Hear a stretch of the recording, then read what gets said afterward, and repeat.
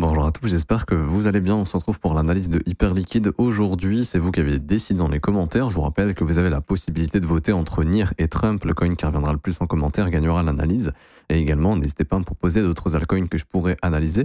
Je vous rappelle de mon mentorship qui est disponible, qui est une formation de 22 heures de cours sur le price action, sur des concepts de trading très puissants et précis.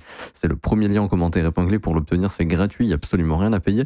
La seule chose qu'il y a à faire, c'est de vous inscrire sur BitGate via notre lien partenaire, de valider votre KYC et de faire un trade d'une valeur de 100 $ au minimum sur la plateforme. Et ensuite, vous cliquez sur ce lien, la meilleure formation de trading crypto.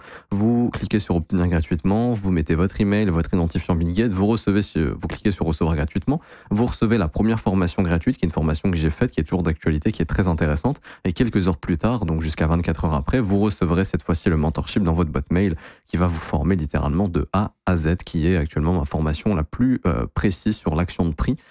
Donc je vous invite à aller la récupérer. Alors, pour revenir ici sur Hyperliquid, alors ici on a l'historique de Bybit, c'est bien pour lire le price action. Après on ira faire un petit tour sur directement DexScreener pour avoir tout l'historique depuis le listing. Mais pour revenir ici sur le graphique de Bybit, on peut voir ici qu'on a eu une consolidation, ok. Et on peut voir qu'on a eu une prise de stop, et ça a été la dernière prise de stop qui a été faite ici, qui a nettoyé le range. Et donc on voit bel et bien qu'on est dans un scénario de consolidation, manipulation ici avec la dernière prise de stop, et là on est dans la phase d'expansion et on est venu récupérer la base. C'est-à-dire qu'on est venu récupérer tous les stops. Donc ça déjà c'est une zone intéressante sur du spot pour se positionner, là cette prise de stop, juste ici. Vous voyez qu'on a fait la prise de stop, on a méché un petit peu dessous, mais là ça commence à racheter depuis plusieurs jours et ça commence à diverger un peu avec Bitcoin. On voit qu'Hyperliquid est beaucoup plus fort que BTC actuellement.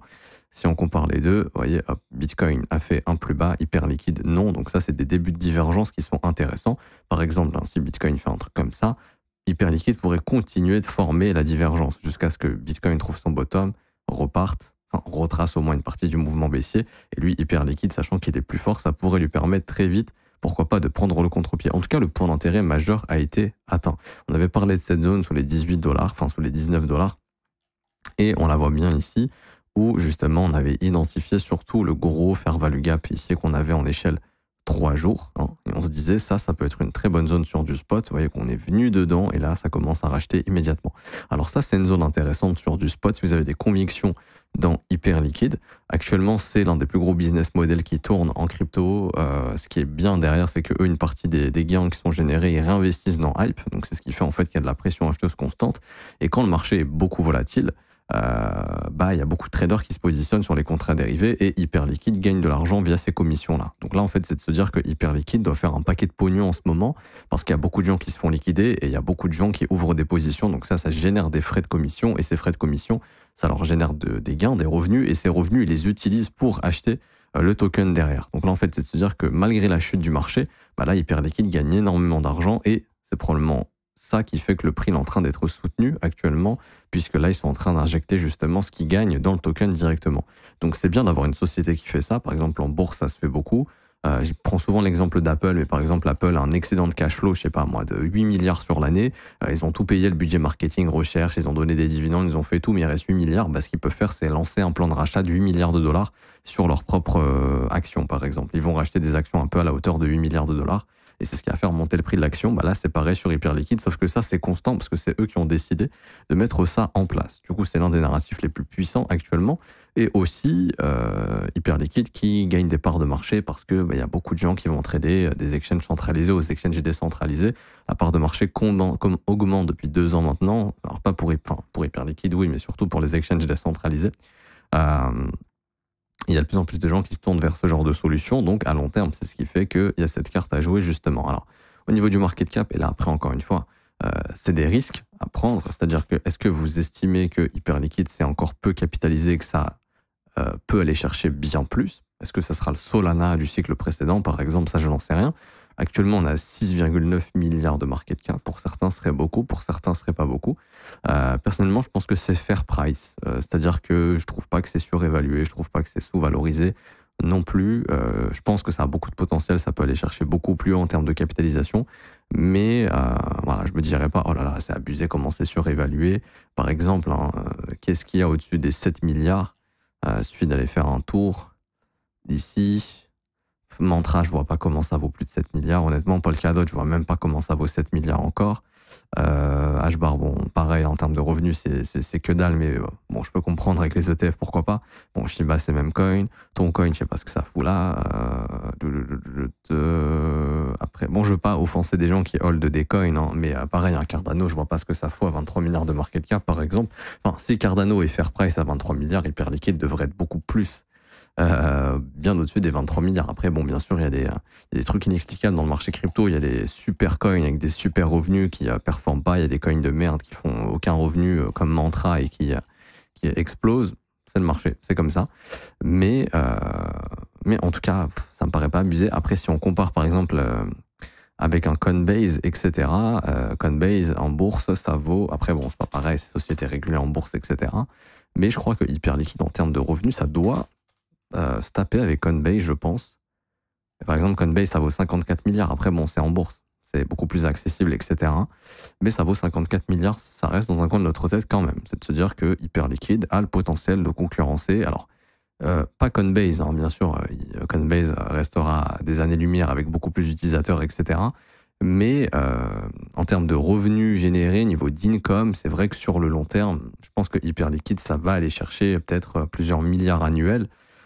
Si c'est pas déjà le cas, peut-être, faudrait voir. Mais ça peut aller chercher un plus gros market cap, ok.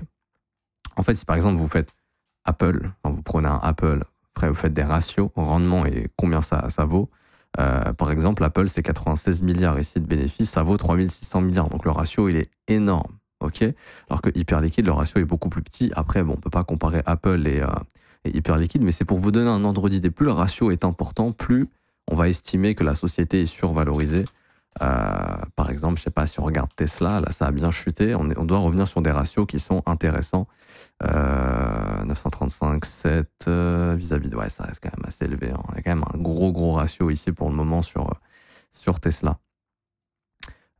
C'est une boîte qui a encore du mal à vraiment augmenter sa marge de bénéfice, mais bref, ça on s'en fout. Tout ça pour vous dire que Hyperliquid, ça rentre dans un narratif de génération, ça génère un rendement qui est quand même énorme, ça génère du revenu qui est quand même énorme, et dans un marché qui s'institutionnalise de plus en plus, on va se diriger de plus en plus vers ce genre de produits, de crypto, où derrière il y a un business model qui marche, etc., etc. Maintenant, les objectifs long terme, c'est là où c'est compliqué parce que, en soi, ça va jouer au niveau de la capitalisation du projet, tout simplement. Après, on peut faire des objectifs mathématiques, ok. C'est de se dire que si Hyperliquid, alors je ne sais pas si on a bottom ici, peut-être que oui, peut-être que non, il faudra attendre de voir ce qui peut se développer au cours des prochains jours. En tout cas, c'est une zone de potentiel bottom. Tout ce qui est sous 18,34 $, c'était une zone de potentiel bottom, ok. Donc ça reste à observer. Mais ce que j'ai envie de... Bon, déjà, tant que le dernier fair value gap daily, il est maintenu, il y a toujours ce risque de pression vendeuse et de continuation baissière, ça à ne pas écarter. Il y aurait un prochain fair value gap à bosser ici autour des 15,59 $ et des 16,20 $, ça dépendra aussi beaucoup du Bitcoin. Mais imaginons qu'on est bottom ici. Si on a une reprise haussière, les objectifs seraient déjà, premièrement, d'essayer d'aller péter la TH à 35 $, mais là, je vous parle vraiment... Le jour où on a posé un bottom, ça peut repartir, etc. Peut-être dans plusieurs mois, 1 ou 2, 3 mois, peu importe. Ça serait entre 47 et 54 $, ce qui n'est pas trop dégueulasse. Après, c'est les premiers objectifs. Éventuellement, on peut aller chercher plus haut que ça. Par exemple, si le bottom est plus bas, en fait, il faudra étendre cette zone. Il faudra prendre la TH, aller jusqu'au bottom. Imaginons le bottom, il est à 14,82 $. Là, ça serait entre les 48 $ et les 56 $. Maintenant, ce qui est intéressant également, c'est éventuellement de se dire que si par exemple un jour on fait ça, hop, je sais pas, ça va arriver, j'en sais rien, mais imaginons qu'on ait ce genre de structure, en fait une sorte de range qui se forme à un moment donné avec un breakout, là on pourra calculer le range. Donc là je vois que ça commence, le listing a commencé à 1,98 $, donc là je vais mettre un FIB à 1,98 $, parce que moi j'ai pas assez d'historique ici sur Bybit, 1,98 $, hop, c'est quasiment ça.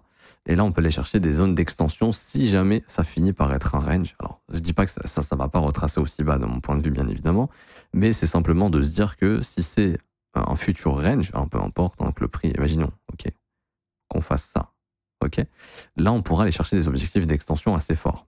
Donc, on aura ici le premier objectif à 66 $, ok. Ensuite, deuxième objectif, 107 $. Dernier objectif entre 173 et 215. Je dis pas qu'on ira chercher ça, ce sont des objectifs mathématiques si ça c'est une zone d'accumulation avant un plus gros bull run, en tout cas qui pourrait arriver sur Hyperliquid. On va calculer un petit peu. Donc je vais arrondir ça sur un circulating supply à 400 millions, ok. D'ici là, peut-être qu'on sera un peu moins, peut-être qu'on sera un peu plus. Et je vais vous calculer ça de cette manière. Donc par exemple, l'objectif des 65 $, ce serait ici un market cap de 26 milliards, ok. Franchement, pour moi, hein, si ce bull run n'est pas fini, qu'on a une future phase haussière, etc., et qu'on a une hype sur des assets qui sont intéressants en termes de revenus, etc., Hyperliquid peut totalement, pour moi, aller chercher ce genre de market cap, pour être honnête.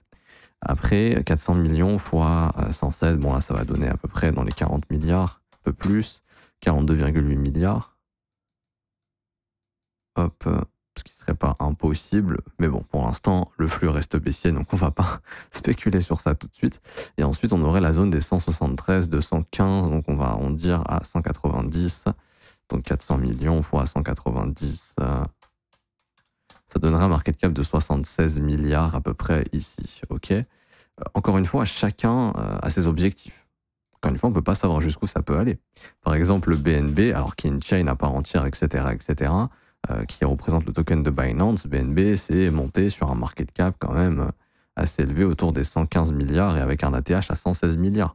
C'est pour vous dire que Hyperliquid, il a le potentiel d'aller chercher à long terme, alors pas maintenant, pas demain, ni dans un mois, ni dans un trimestre, mais peut-être dans un an ou plus, si le marché s'institutionnalise, et ce qui est le cas, et que ce cycle est plus long que ce qu'on pense, Hyperliquid peut aller chercher, alors pas aussi élevé, j'en sais rien, mais peut aller chercher justement, théoriquement, des capitalisations qui s'en approchent en tout cas de ce qui se fait au niveau des exchanges. Donc BNB 87 milliards, Coinbase 50 milliards, ça pourrait aller chercher autour de ces eaux-là, un peu moins, peut-être 30 milliards, enfin je sais pas, mais ça, pour moi ça devrait aller chercher des dizaines de milliards en tout cas, au vu du business model qui est mis en place, et au vu des revenus qui sont générés, qui sont vraiment quand même intéressants et qui devraient croître puisque le marché des DEX augmente en part de marché, tout simplement. Ok.